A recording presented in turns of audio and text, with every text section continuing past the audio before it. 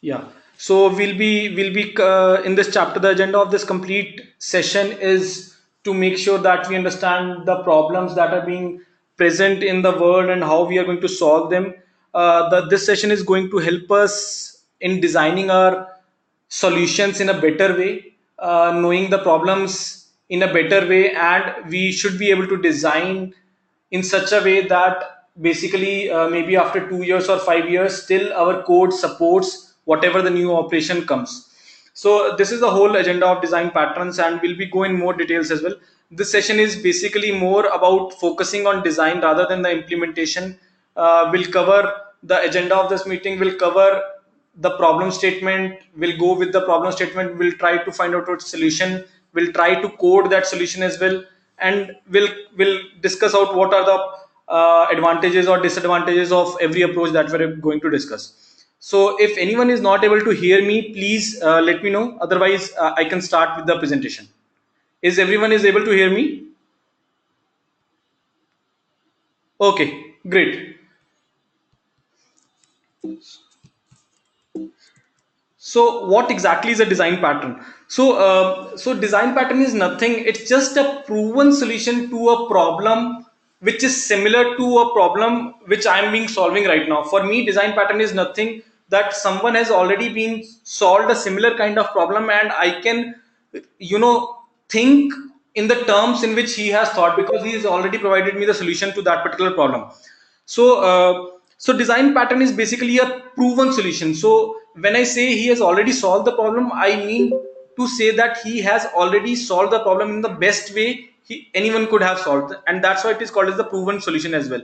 The problem which we are solving right now, it may or may not be the exact problem, but it should be similar to some of the existing problems that everyone has solved. Yeah. So, in case you want to stop me at any time, please do stop me at that particular moment as well. In case you have any questions, you can write the questions on the chat. I'll be taking those questions, and it's going to be an interactive session. We are not gonna hurry up, or we are not gonna, we are not gonna miss anything. So make sure whenever you find whenever at any place you find any problem, you stop me and we'll discuss it out. Yeah. So.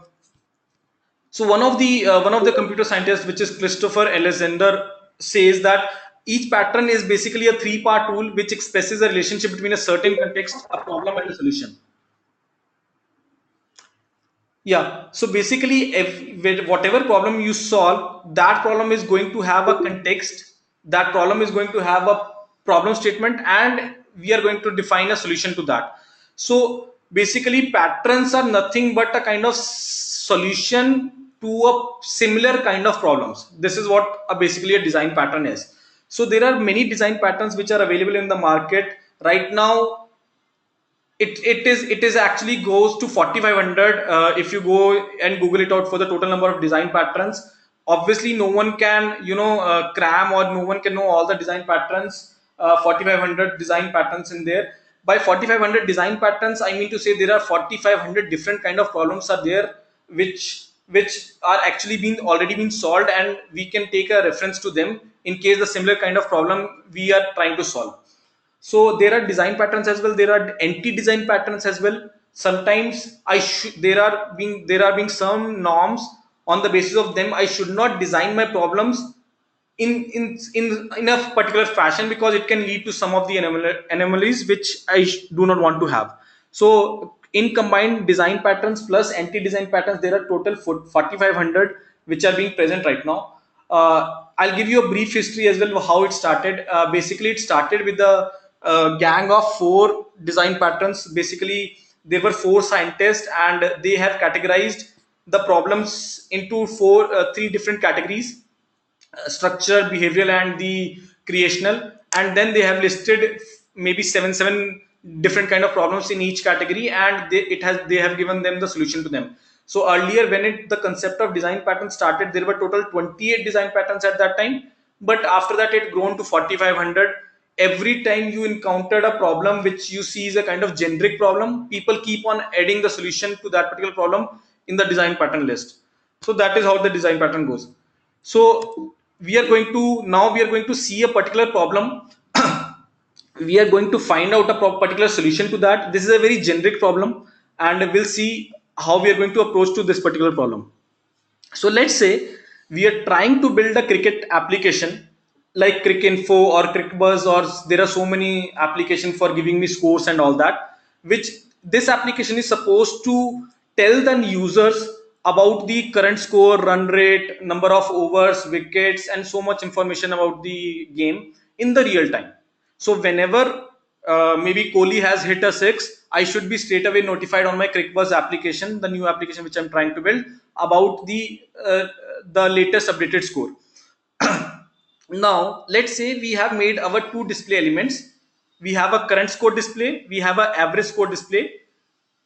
Current score will give me a kind of what is the current score right now, and average score display is going to show me different kind of metrics like predicted score, run rate, or some other kind of metrics which I can derive from the current score itself.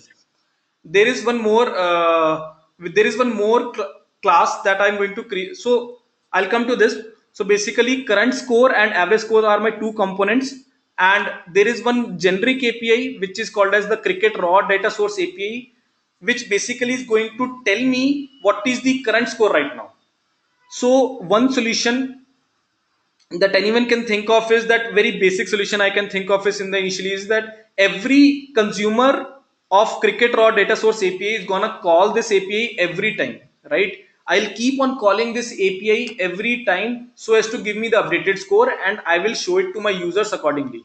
Let's say at every, let's say, 1/10 of a second or a 1 millisecond, after every millisecond I'll keep on hitting this API and will fetch the current score, and then I'll get the updated score and will show it to me.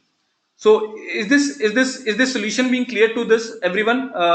Right, I mean, very basic solution or kind of brute force kind of a solution where I'm going to hit my cricket raw data source API every time so as to get me the updated score.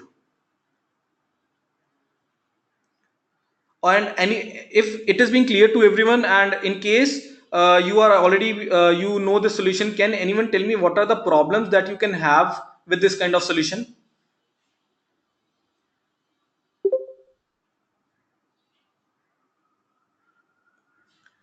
Anyone can?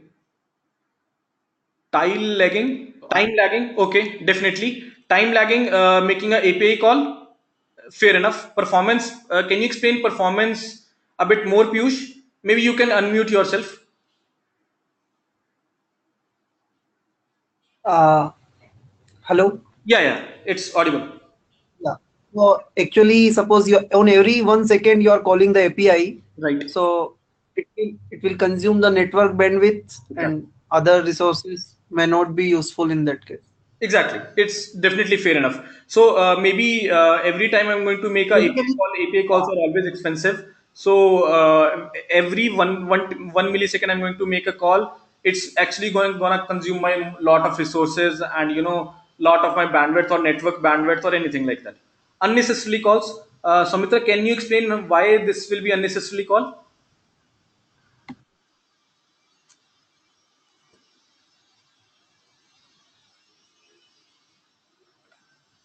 You can go on mute, unmute, Samitra. Okay, probably I think one user has told us that it will be unnecessary calls. I think he basically what by this unnecessary call, what they meant is that maybe there is no update in the cricket raw data source API, and still I'm making a call to give me the updated score, but and still I'm not getting any new updated information. In that case, it will be counted under the unnecessary call, definitely.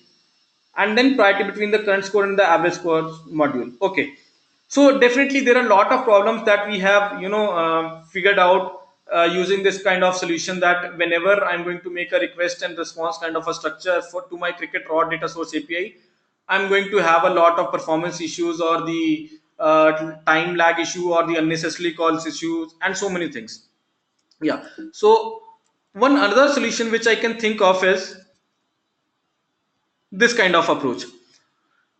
So basically, you there is a stadium where the actual cricket match is happening, I'm introducing an intermediator between my stadium and all of my clients, which are current score display and the average score display, which is called as the cricket data.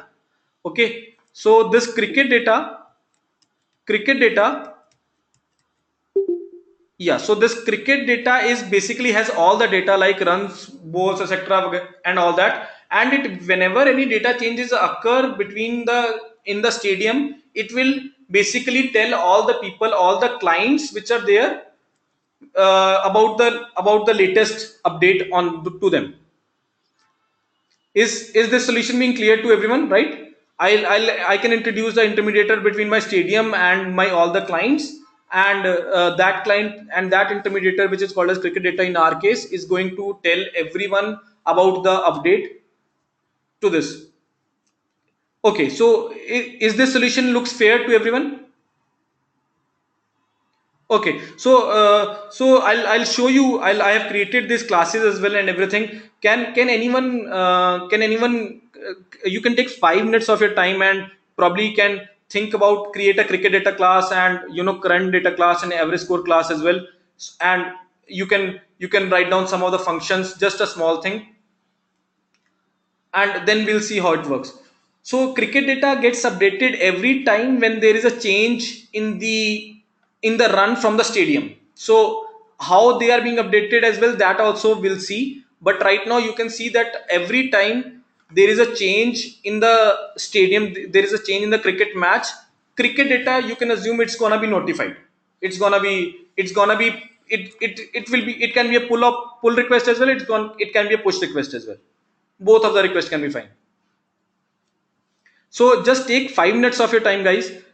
Just draw a small two three classes: current data display and average data display, and a cricket data, and try to correlate between them. Try to declare the functions so that whenever there is a update in the cricket data, my both the clients can get the update. Can you guys do it? Is it fine?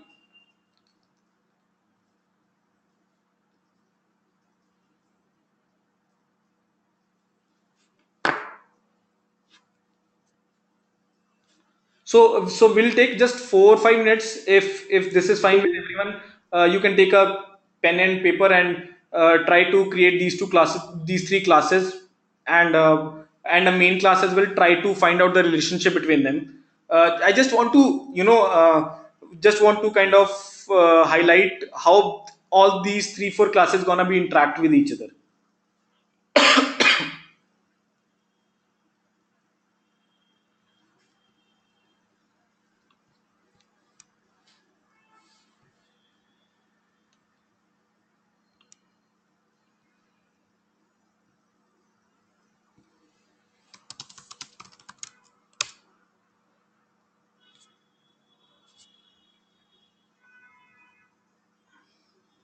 So whoever has done, he or she can, you can, tell us the current data score or average data score, description, kind of attributes, what functions you have taken, what are the attributes you have taken, or anything like that, and we can look to that particular design. Can you hear me? Yes, yes. So basically what I am trying to do here is that cricket data will have an instance of current score Okay. and average score, assuming that there are only 2 clients available. Okay, fair enough. So now in the constructor of cricket data, we have current score and average score, or somehow there will be a setter corresponding to these two Sure. instances. Sure. And in return, when cricket data, when it gets notified, it will have a notify method which will call current score dot notify and average score dot notify. And in current score and average score dot notify, we can have a simple kind of bean structure, which will tell us fair enough information like run, wicket, overs. And these two beans and these two individual classes can act basically upon themselves that what info they need to display. Sure. Understood. Totally correct. Totally correct. So this is right. In fact, what we are trying to see. I'll show you the structure. I have already coded it. I'll show you the structure. So can everyone can see my IntelliJ? Is it being seen to everyone? Okay, great. Yep, I can. Yes, awesome. So yeah, so as you can see the project structure, I have a average score display, guys, where I have a run rate and a predicted score. I have with me current score display, another kind of template class, presentation layer class, where I have runs, wickets, and over. Yeah, and further I have cricket data. As the cricket data I'll open. Yeah, cricket data have two instances of current score display and average score display, and it has runs, wickets, and overs as well. So in the constructor, as he told, in the constructor of cricket data, I'll be setting up current score display and average score display exactly. And let's say get latest run, I'll making a call to stadium, and let me say I have returned 90. And similarly in the get latest wickets, I will be again making a call to stadium, and let's say I got 2, and again I make a call to latest over, and I got 10.2. Okay, now there is another method called data changed, which in your case it was notified. That is fine. So basically I got the latest run, latest wickets, latest over, and I called two methods of current score display and average score display, which are called as update with run, wickets, and over. Is it being clear to everyone? I mean, this class cricket data is clear to everyone what exactly it is trying to do.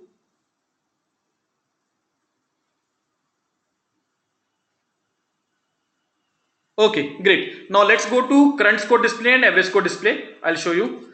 Current score display has nothing. It has runs, wickets, and over, and it has two simple methods: update and display. Update are just the setters. While getting the runs, wickets, and overs, I'll set it up, and in update will be called from the cricket data itself, and finally it will call the display method. Display method as just displaying the runs, wickets, and the over. Similarly, on the average score display, I have run rate and predicted score. Run rate I'm finding out from the runs divided by overs, and predicted score, let's say I'm just applying a small mathematic function run rate into 50 and then calling the display function. Right? Okay, now let's try to run this thing, particular thing.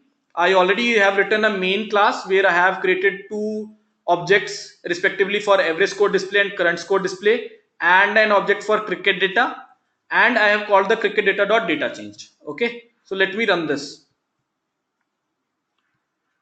Okay, so yeah, can you see the output? So basically in the current score display, their runs is 90, wickets is 2, overs is 10.2, and in the average score display, run rate is some 8.82 something, and predicted score is 441. Cool. So this is how the whole thing goes. Basically I have created a cricket data and two small presentation layer classes called the cricket average score display and the current score display, where I'm basically showing run, wickets, and overs, and run rate and the predicted score. Okay, coming back to the slides again. Right, so everything looks good to this. Now can anyone tell me, is there any problem associated with uh, this particular thing or not? I mean, I know observer pattern, so I can tell very quickly that when you want to register a new, let's say, client like current score and average score, in that case, conventionally you have to keep on modifying that class like a cricket data. You have to keep on adding the instance of it, and constructor will also change the way you are doing. That's totally fair enough. So basically one of the very big problem that we are going to have is that in our current data we are holding the references for our two presentation layer logic classes, and tomorrow a new client comes in, comes in, then it will be very difficult for me to again modify that class. Ideally my cricket data, which is ideally not supposed to be changed, I still have to make a code change in that if tomorrow a new clients come, which let's say is supposed to show the some new metrics for related to the cricket match. So that is what I don't want. I don't want, if a new client comes, a new client should be able to onboard to my system without any kind of intervention. The new client should not disturb the original code which is running, because if he disturbs the original code, then I will have to pause the, I have to make the code change, I have to deploy the new code change, and that can result and that can impact the already existing clients, because there can be deployment time in which the other clients which were already serving with the previous code, they will be not be able to see get the new code.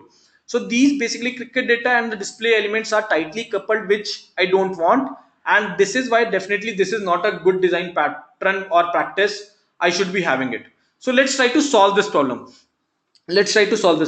So can you think of some, can you guys think of something where we can break down the coupling between the cricket data and the display elements like cricket data score and the average data score?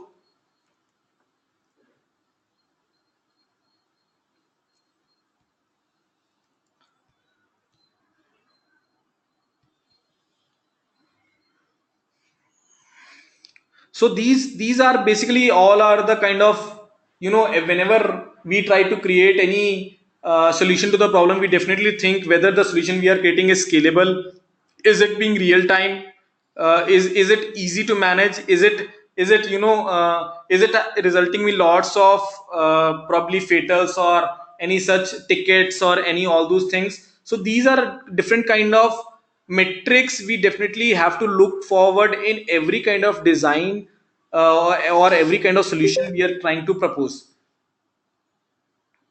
So so uh, so we will try to, we'll try to find a better solution than the previous thing that we have just discussed, where cricket data and the other two layers, which were cricket data score and the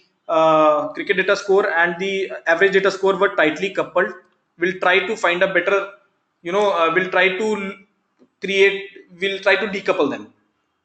So just take 2 or 3 minutes, and if there is a solution to that, we can discuss it out.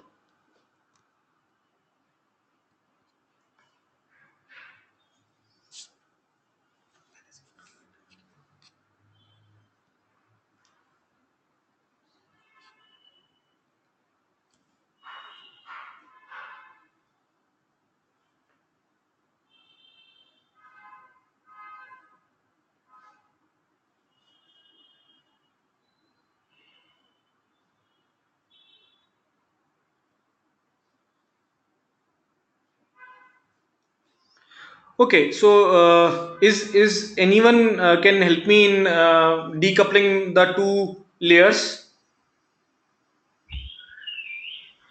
Yeah, exactly. Here, average data is score, and whatever else is acting as a notified system corresponding to cricket data. Mm-hmm. So since all of those classes are acting as their own in certain term, that they are kind of here observer pattern, they're kind of observing the things Yeah. which cricket data has to supply.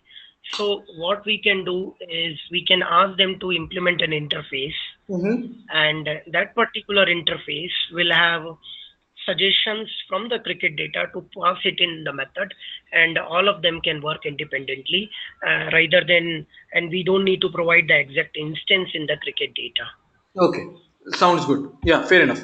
So I'll show you the,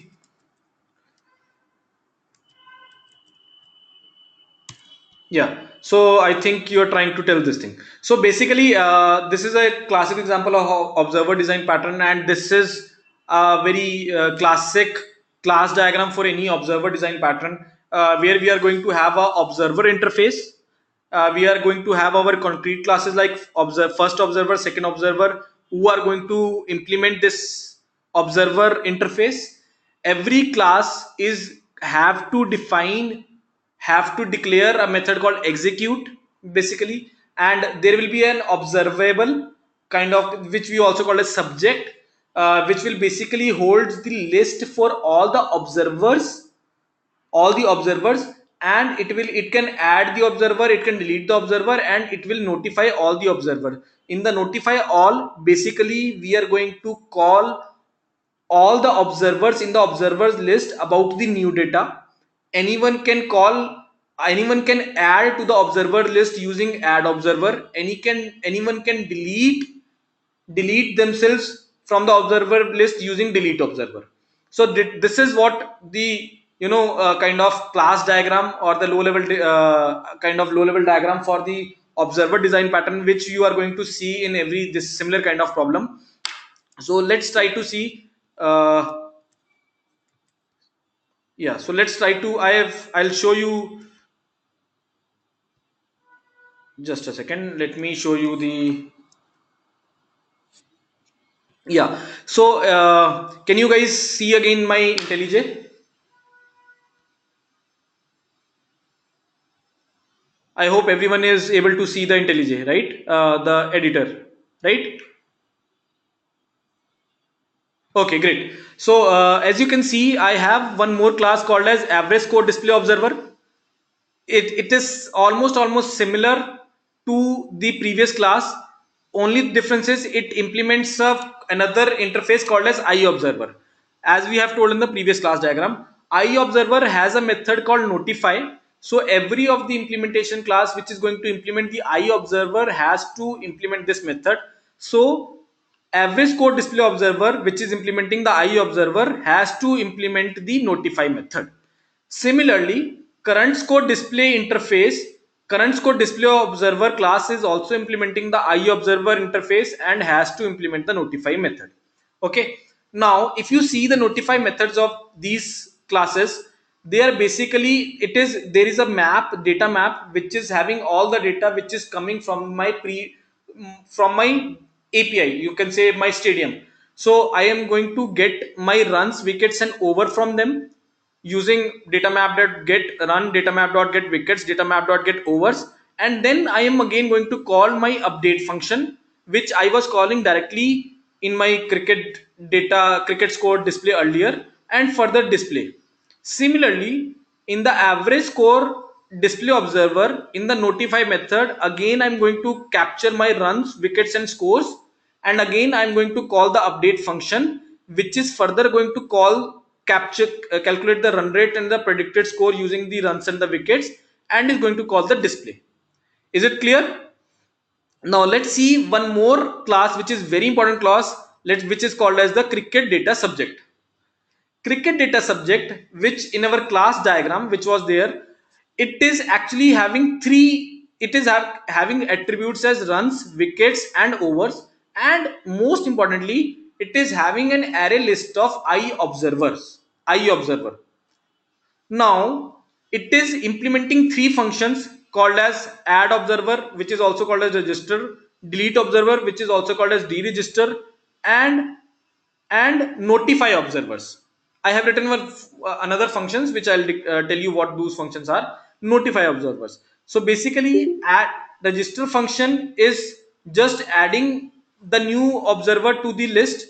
Similarly, deregister is deleting any observer from the list, and notify observer is creating the data map and calling the notify function of every observer in the observer list. So when notify function of every observer will be called, internally it will call the update function, and internally it will call the display function of each observer, right? Now then I have my methods called latest run, latest wickets, and the latest over, which I'll give it a call to my stadium API or anything like that, and I'll do that. And data change for observer is also doing the similar kind of thing. So this is what the whole thing is about. If you see this kind of now let me run, first of all I'll show you how it basically runs. Let me comment it out the previous one which we have, and let me uncomment this one. So if you see, I have created a object of cricket data subject. I have created a client which is average score display, and which is already implementing the iObserver interface.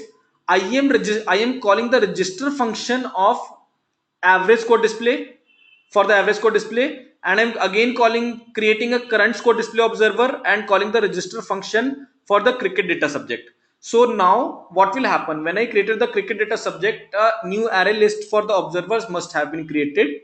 After that, two observers, which are average score display observer and current score display observer, must have been added to that particular list. Now I will be calling subject.data change for the observers. Now this subject.data change for observer is nothing. Basically, it captures the runs and then it calls the notify observers method. which will internally call the notify method for each observer. Right now, let me run it.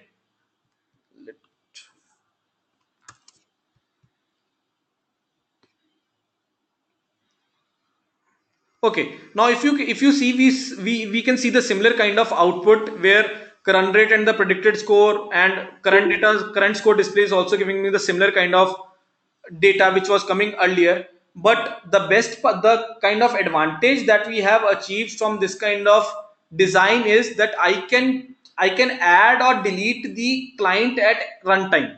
For example, let me say I don't want my current data display, current score display don't want to be anymore be don't want to be there at anymore, and it want to deregister himself. So I called the subject dot deregister, and I called current observer.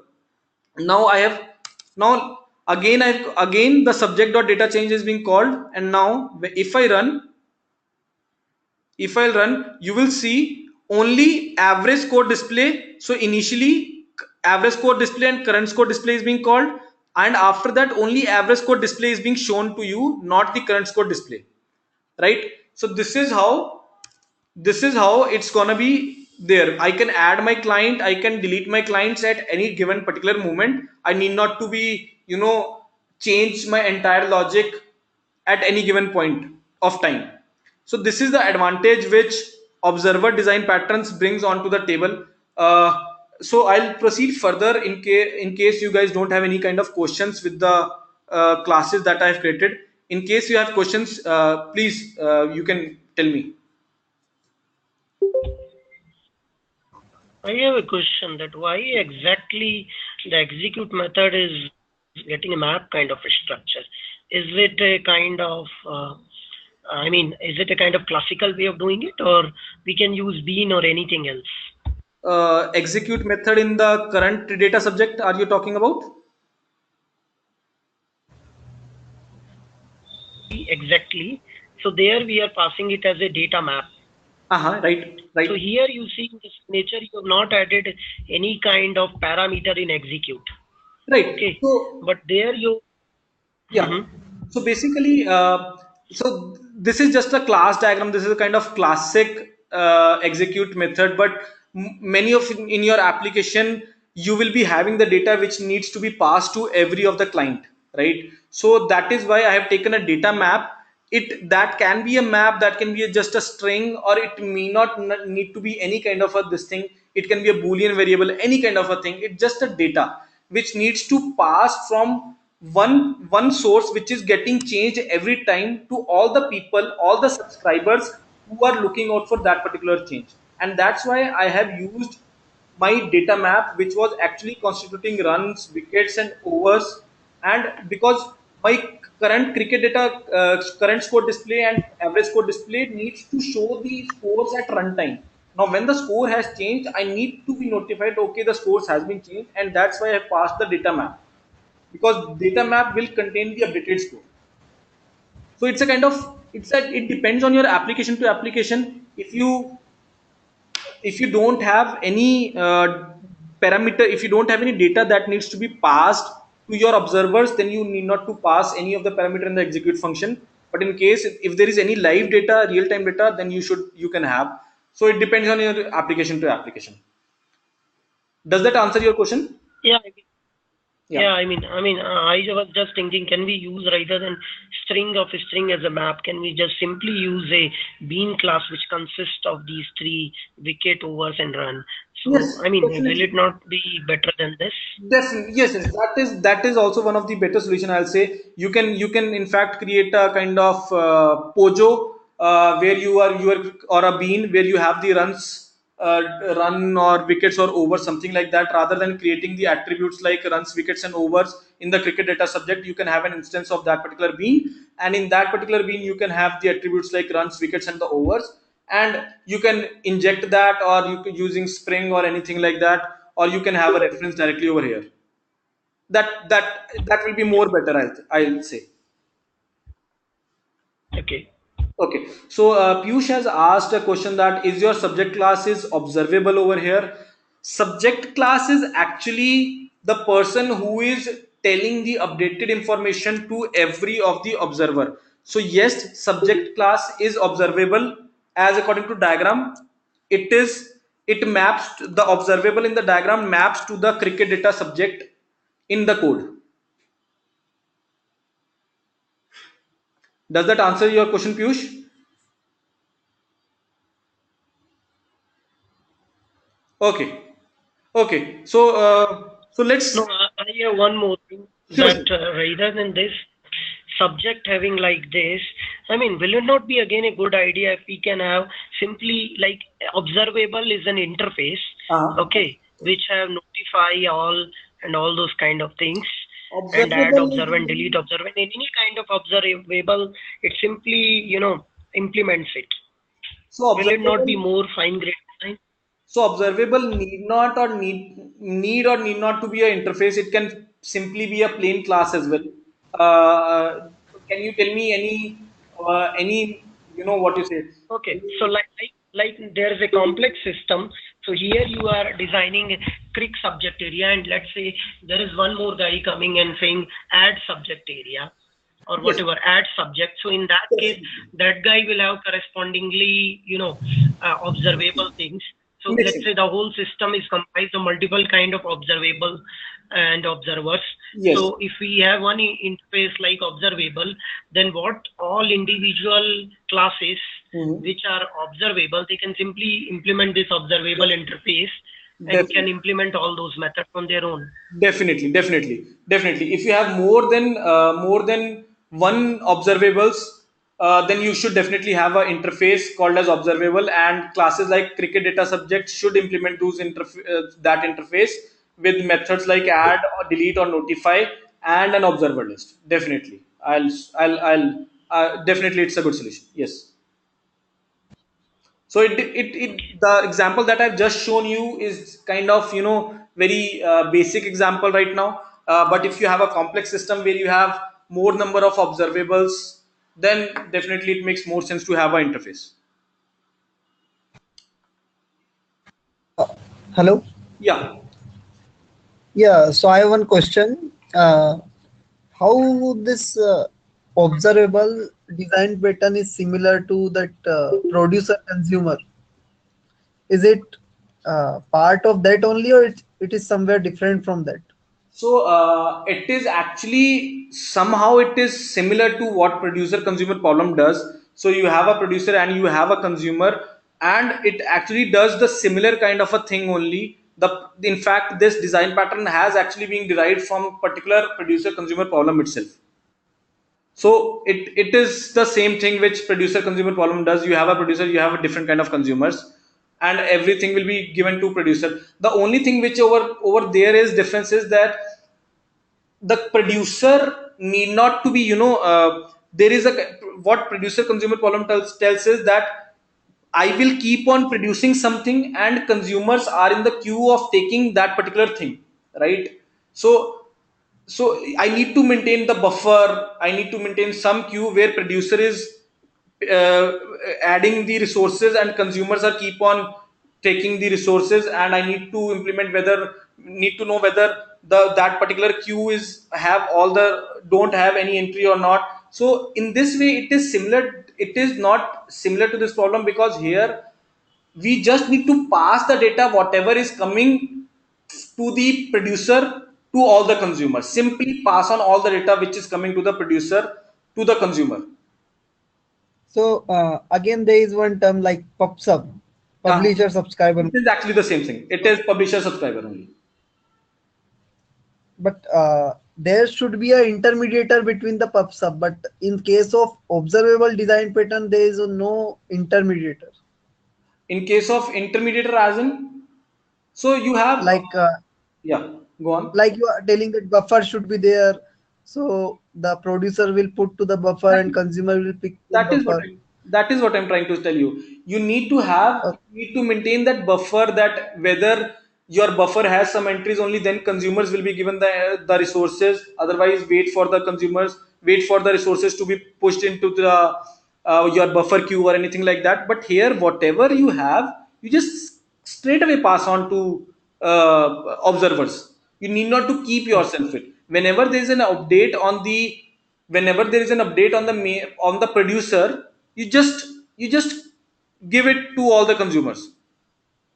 So all Okay. the consumers are basically, it is actually being evolved from earlier. I was making a direct one again repetitive call to producer. Is there an update to you? Is there an update to you? Is there an update to you? And when there was an update, I'll get that. But here I am not supposed, as a consumer, I will not make any call to the producer. Producer, whenever there is an update in the producer, it will directly give it to me. So that is the Okay. difference in a way. Okay. Okay, so okay, let's proceed further. So this is basically the same kind of a thing that we have just told right now. So there are definitely some advantages and some disadvantages of the observer design pattern as well. You basically get a loosely coupled systems. You tomorrow, the if there is any client which wants to onboard to the system, it can easily do so, and we can reuse the subject and the observer classes independently of each other. But there is one very important, kind of small disadvantages which sometimes comes. In fact, I have seen when I have observed my when I have implemented the observer pattern, sometimes memory leaks occurred when you implement the observer pattern, and that is also called as the lapsed listener problem. I'll explain what this problem is. So assume that the one of the client makes a call to deregister himself. So he will call maybe a subject dot deregister and the object of itself.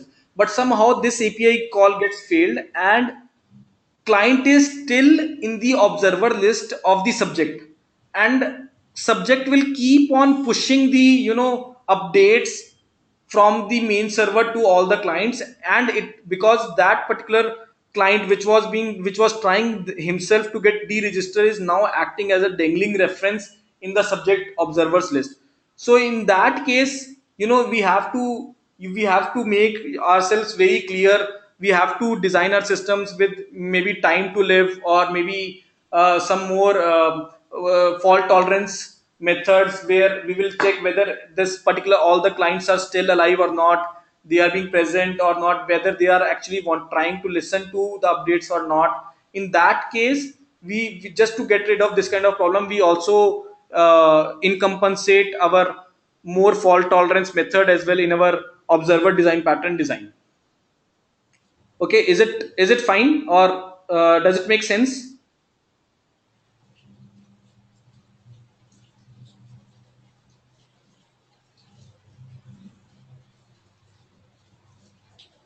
Okay, so yeah, so next I would like to just a second.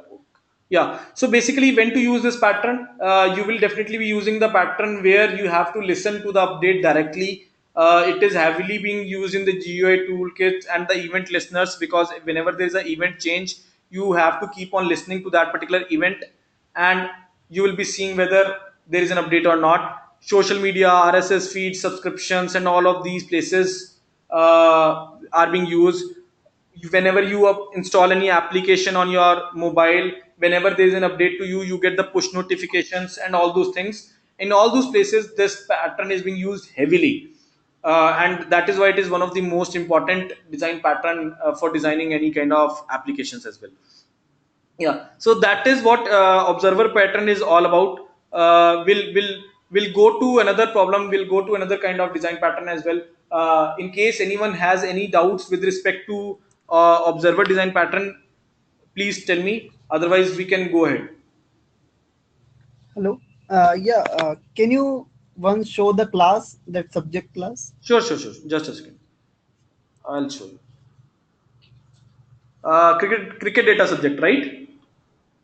Yeah. So who is calling that register method?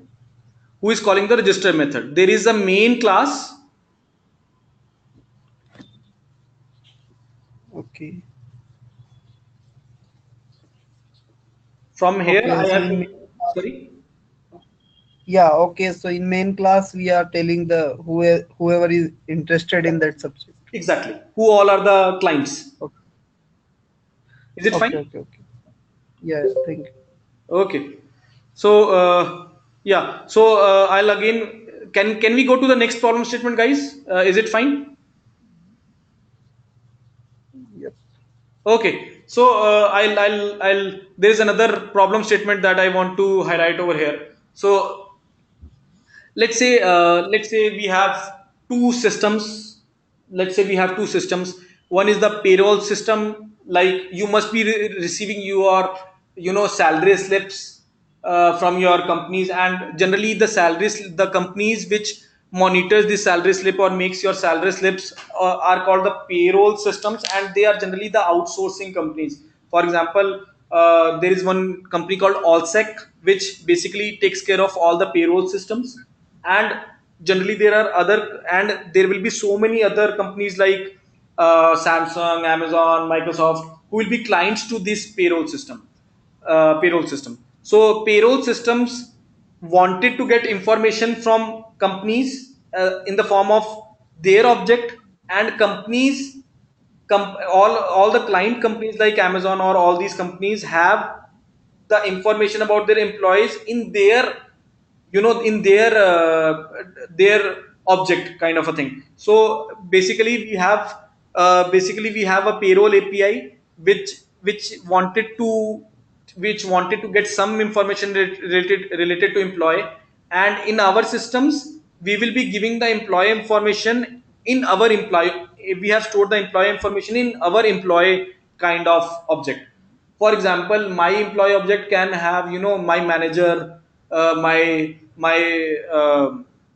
manager, my senior manager, my organization, my name, my anything like that, my team name and all that stuff. But payroll system only maybe needed to know what is my organization and what is my name. That is what all information it needs. So in these kind of systems, when we need to talk with third party APIs, we need to adhere to their object systems only, and we need to make sure that my object needs to communicate to the payroll system object in a better fashion. I should not pass unnecessary information to my third party object. So in these kind of systems, these are the very important kind of problems that we have to solve everywhere. So we will be passing our employee information to payroll system using an API method called payroll ru update, where the object that it will accept will be the payroll person. It will not be the employee. Employee is the object for the, or it is the class for the companies like Amazon or companies like this, whereas payroll person is the class for the Allsec company. Is the problem statement is clear?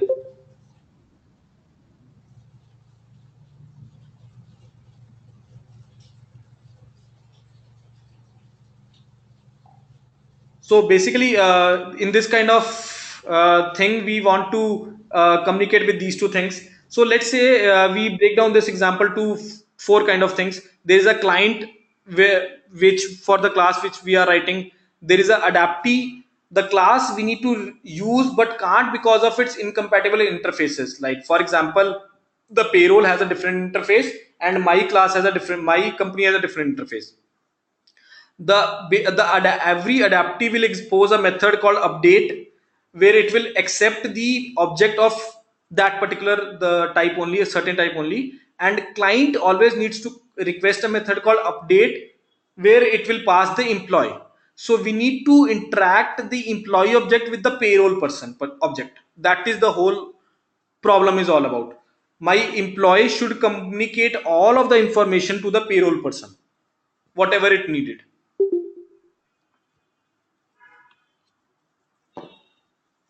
So this is what we generally deal with.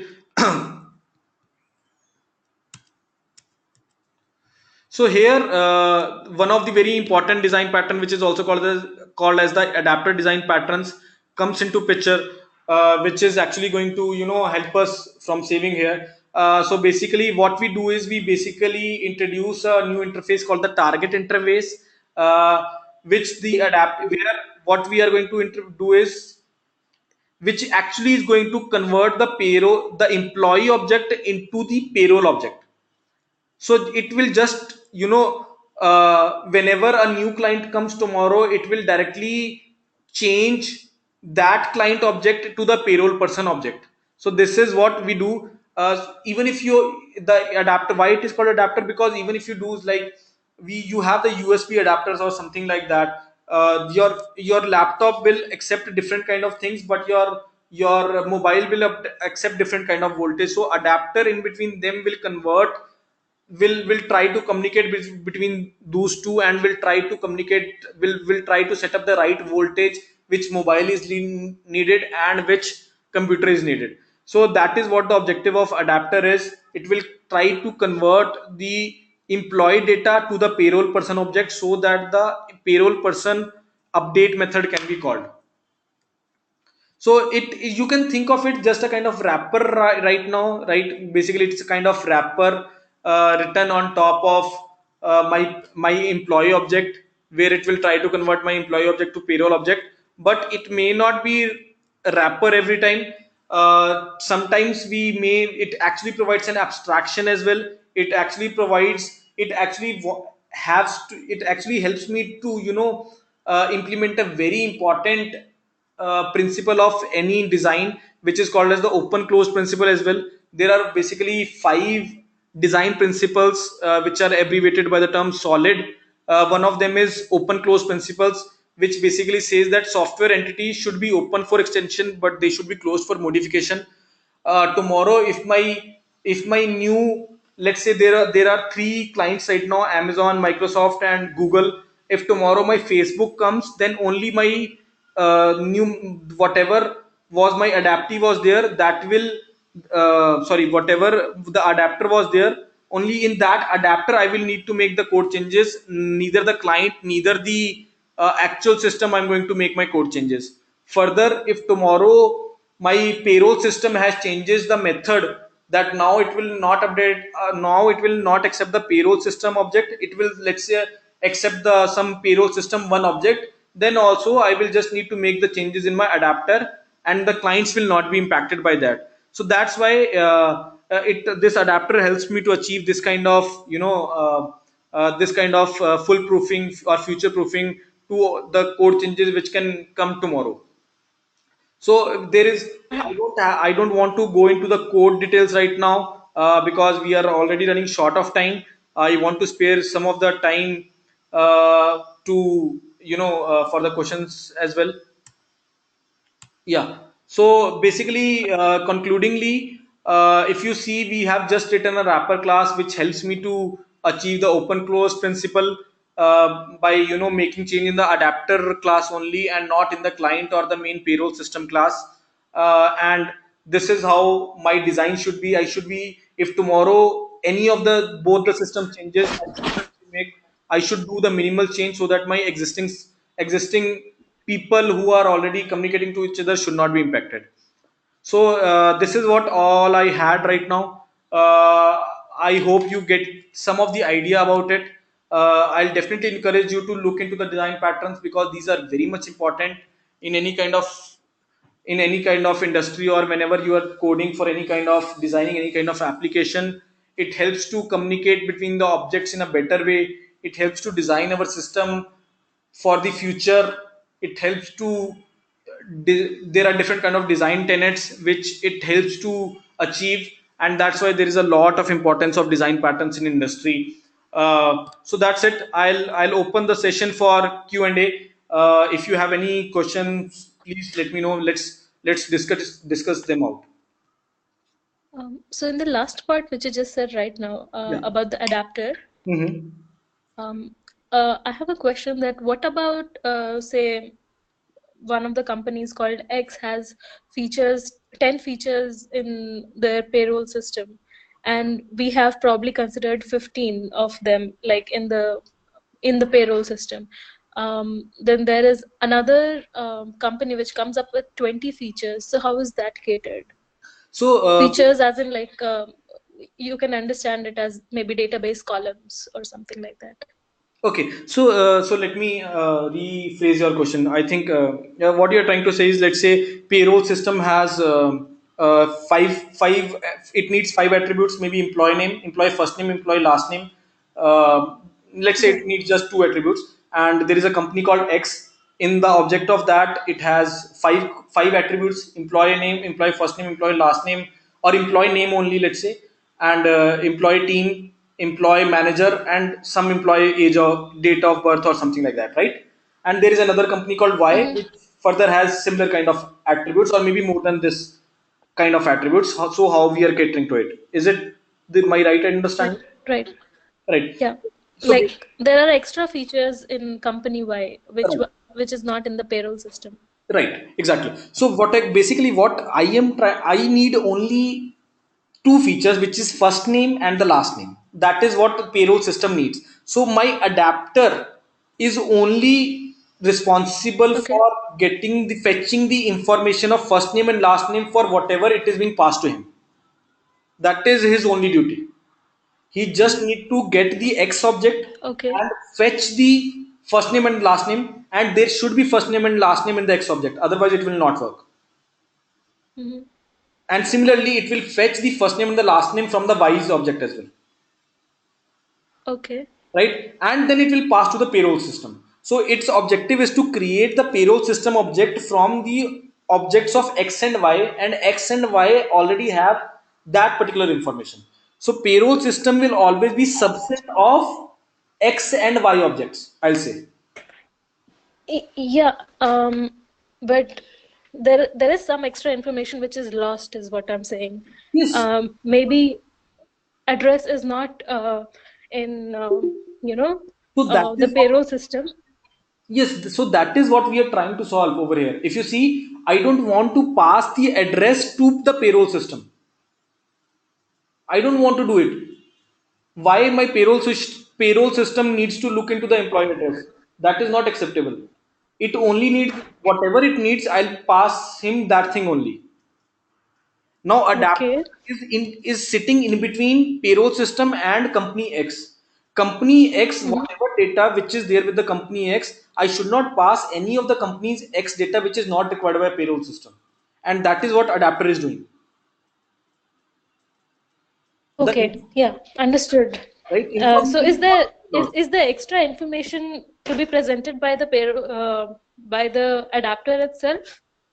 Extra information like so that is what I'm saying. Adapter, the payroll system will always need a lesser information which is what present in the X or Y. Okay. I understood what you're saying. Right, okay, so I hope Yeah. it makes sense. Okay, so I'll take the next question. I am new to it. Any book recommendation? Yes, somebody replied head first design patterns. Yes, definitely it's a good book. It's an awesome book to start up with, but there are a lot of other books as well. But to be honest, generally, basically these design patterns are nothing but the problems that have occurred to somebody, and they have presented a solution. So I'll say keep on get more design, get more of the problems, try more of the problems, you will try more of the solutions, you will see, and then you will try to see whether your scalability, your all the design principles which you see are being met or not. There can be more than one solution to a particular type of problem. Head first is definitely one of the start to the book, but there are a lot of other books as well.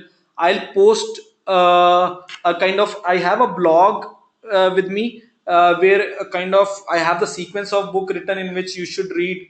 That blog is not being maintained by one by me, it is being maintained by someone else, but it very clearly dictates that this is the some of the kind of the books which you should read if you have time in the particular order. And head first is, comes on top of them. So I'll share that blog link with you. I don't have right now with me, but for the timing you can definitely go with head first.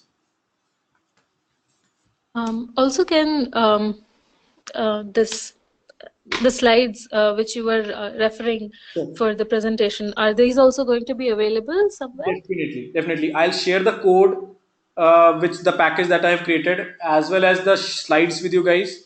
I hope they'll be helpful to you. I'll share both of them together, and we will also Okay. share.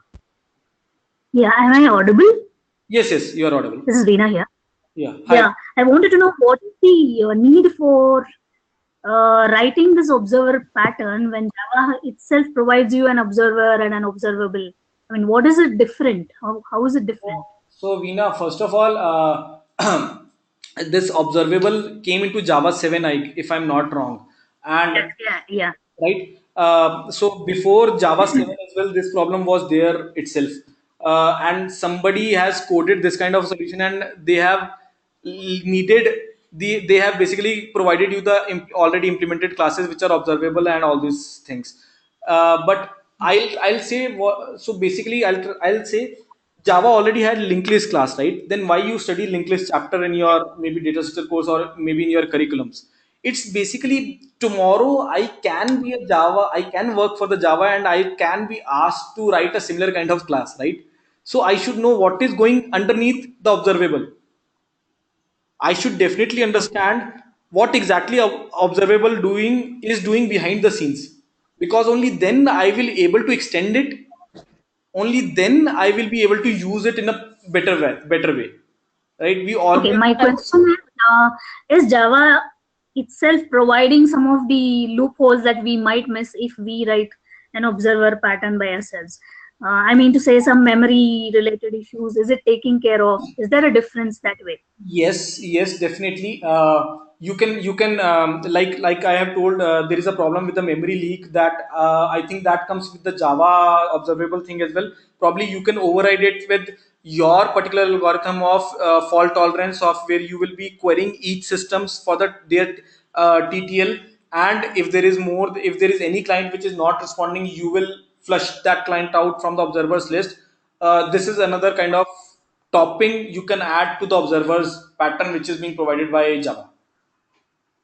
Okay, Yeah. thank you. Okay. So Yeah, something I else got was to one more ask? question. Am I audible? Yes. Yes. There was someone who asked this question, like if there are 2 or 3 clients corresponding to that payroll, Uh-huh. then what you said is, then my point is this: will the adapter pattern exist one-on-one between? I mean, can multiple clients use the same adapter pattern? Like she was saying, there Yes. is some much more information in the other client rather than the first client. Mhm. Okay, then adapter pattern takes the object of one client and converts into the target object, if I'm correct. Then Yes. what the issue here is, can we use the same adapter pattern to take multiple kinds of object as uh, like a Provided. Facebook object, Google object, everyone is providing an object, then can we simply have an object class No. Provided they corresponding to implement the client and convert it in there? the some common interface. They have to implement a common interface. So No, Google. but that common is there. But my point is this: let's say it's a Facebook payroll, it's a Sorry. Google payroll. Uh-huh. So all of them have a different kind of thing. So can we convert them into final class using a single adapter, or we need to use one-on-one for multiple? So that is what I'm saying. You need to you the best shot that you can take is you can use you should have a one adapter for one your Google system. But if supposingly I am having Google, Microsoft, or other companies, they all implement the same kind of interface. All these companies, the objects can implement the same kind of interface. Then I can use the one adapter only for all of them because they use the same kind of interface. But in But best, what if they don't use? then you will have to do a one-on-one mapping. Then you will have to do the one-on-one mapping. So you will have to write the adapter. So in that case, the adapter adapter best part will come into the future. Like tomorrow, if payroll system changes your some portion or something like that, then you will have to make changes in your every adapter. Mm-hmm. But if Google changes something in their this thing, if Google changes something in their object, then you will have to make change in only in the one adapter, and it will not impact the other clients. Okay, so it's better advisable to use one-on-one. One-on-one, provided they don't implement the same interface. But adapter, it may be possible that the objects can implement the same interface. It may be possible. If they implement the same interface, then you can use the same single one only. Yeah. Okay. Okay. So that's it. I hope you enjoyed the session, guys. We'll be coming out with more sessions as well. We'll come out with more other, maybe not on design pattern, maybe on some other session, maybe on other topics as well. How to write a better code, how to structure a code, dealing with legacy codes and all of them. Yeah, so you can find more information, or you can mail me out at info@techboost.in, this thing, or you can visit our website as well. You can mail me. I'll definitely be super glad and happy to answer all of your questions. In case I missed anything, please do let me know. I'll also, will try to learn it out. See you guys soon. I hope you like the video. One last question is Sure, this. sir. Sure, sir. Is it a kind of series which will go on? Sorry, I didn't get your question. Sorry. Is it a kind of design pattern series which you are hosting, or was it just a glimpse from your whatever Tech Boost consultancy? Not exactly a kind of series, and not exactly a kind of links on Tech Boost consultancy as well. These are kind of the random topics we take. I mean, it's not a kind of sequential order, or that's why I said it's not a kind of part of any series. We do have a design pattern course as well, but these are sessions I just take, maybe just to share the knowledge, just to keep you posted, just for the awareness purpose. It has nothing to do with any kind of public propaganda or anything like that. There is not a Okay, cool. I didn't have any sequential order of the videos. Sorry for that. But we are, but we'll try to make it out. I'm not sure when it will happen. Okay. Okay. Okay. Great, guys. We are on time. I'm glad to be on time. Okay. See you guys. Hope you have a good day. Happy Sunday. See you soon. Bye bye.